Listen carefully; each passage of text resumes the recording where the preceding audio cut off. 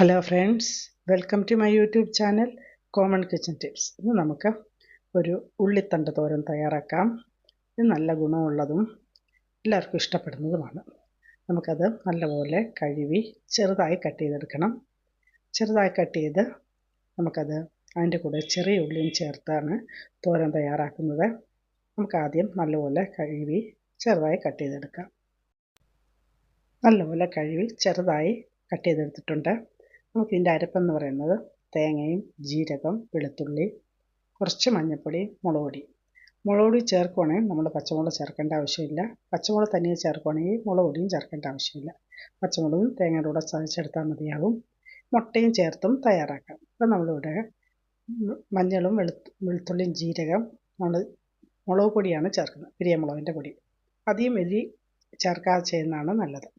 നമുക്കിതൊന്ന് ചതച്ചെടുക്കാം. നമുക്ക് ഉള്ളി ഒന്ന് വേവിക്കാൻ വയ്ക്കാം. ചെറിയ ഉള്ളി ഒരു 10-12 എണ്ണം നമ്മൾ എടുത്ത് വെച്ചിട്ടുണ്ട്. അത് രണ്ടായിട്ട് കട്ട് ചെയ്തെടുക്കാം. ആദ്യം നമുക്ക് കടുക് വറുത്ത് കടുവും താളിച്ചതിന് ശേഷം കുറച്ച് കറിവേപ്പിലയും ചേർത്തതിന് ശേഷം നമ്മുടെ ചെറിയ ഉള്ളി ഒന്ന് വഴറ്റി എടുക്കാം. നമുക്ക് ചെറിയ ഉള്ളി നല്ലപോലെ വഴറ്റിയതിന് ശേഷം നമുക്കിതിലോട്ട് നമ്മൾ അരിഞ്ഞു വെച്ചിരിക്കുന്ന ഉള്ളിത്തണ്ട് കൂടെ ചേർക്കാം. ഉള്ളിത്തണ്ടും ചേർത്ത് കുറച്ച് ഉപ്പും കുറച്ച് ഒരു കൈവെള്ളം ഒന്ന് തളിച്ച് നമുക്ക് വേവിച്ചെടുക്കാം. നമ്മുടെ ചെറിയ ഉള്ളിയും വഴറ്റിയെടുത്തിട്ടുണ്ടല്ലോ, അതിൻ്റെ കൂടെ എല്ലാം കൂടെ ചേർത്ത് നമുക്കൊന്ന് അടച്ച് വേവിക്കാം. ഉള്ളിത്തണ്ട് നല്ല വെന്ത് വന്നിട്ടുണ്ട്. നമുക്ക് അരപ്പും ചേർക്കാം. ഇങ്ങനെ അരപ്പ് ചേർക്കുന്നതിന് മുമ്പായിട്ട് നമുക്ക് മുട്ട വേണമെങ്കിലും ചേർക്കാം. 1-2 മുട്ട ഒന്നിച്ചേക്ക് ചേർത്തിട്ട് അരപ്പ് ചേർത്താലും നല്ല ടേസ്റ്റാണ്. അതൊരു പ്രത്യേക കുട്ടികൾക്കൊക്കെ ഇഷ്ടപ്പെടുന്നത് തന്നെയാണ്.